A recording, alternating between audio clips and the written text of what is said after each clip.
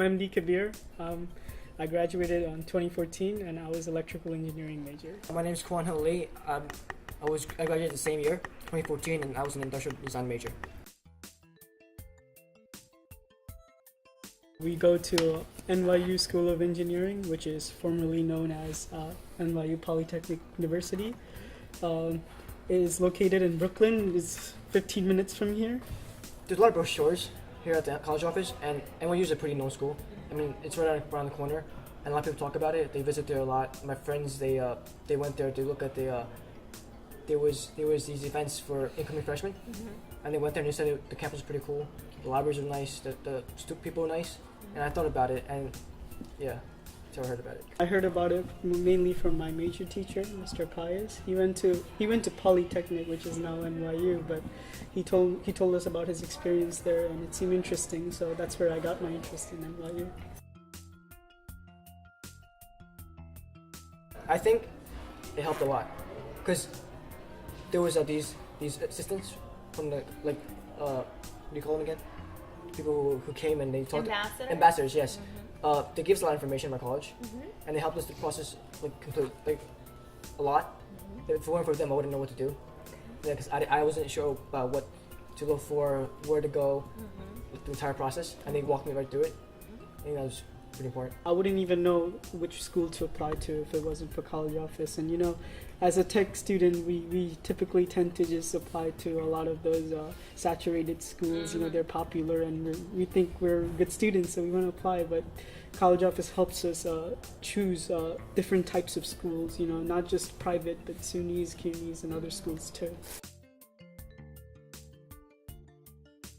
Well, at first I was only going to apply to those private schools, those big ones like Columbia, MIT, and that stuff. But my advisor told me that wasn't a good plan. Because in the event that I got rejected, then I wouldn't go to college at all. And I think that played a big role. I mean, I got pretty scared. Like, oh my god, but what if I didn't get accepted? I mean, they have pretty low acceptance rates, and there's always a chance I won't. And turns out I didn't. But it's a good thing I didn't apply to only those private schools. I applied to SUNYs, I applied to other schools, and I got into one of them. I'm glad I went. My guidance counselor also helped me choose my schools, make my list. I mean, I would probably choose saturated schools as well, just like him. But she looked at my grades and my SAT score, and she told me which school I should apply for, which school is better for my major that I wanted to do in college. And, yeah. We both live off campus. We commute. Interesting. I walk to school every day. It's good exercise. I take the train to school all the way from the Bronx, but I'm used to it because of tech. I used to commute from Bronx to tech too.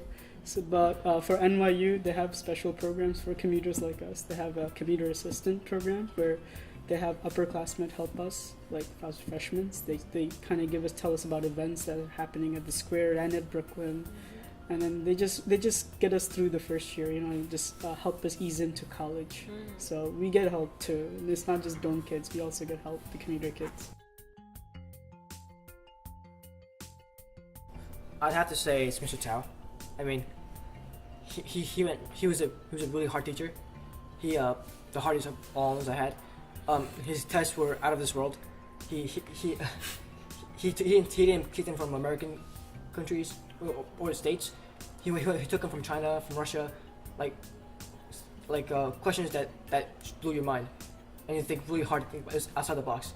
And I think I preferred the most because that course I could relate to most to college, because that's level of difficulty I see. For me, my most memorable teacher was Miss Hall.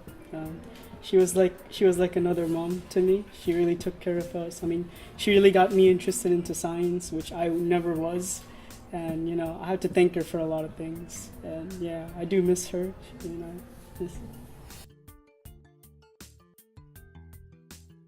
I'd say to figure out what to do beforehand.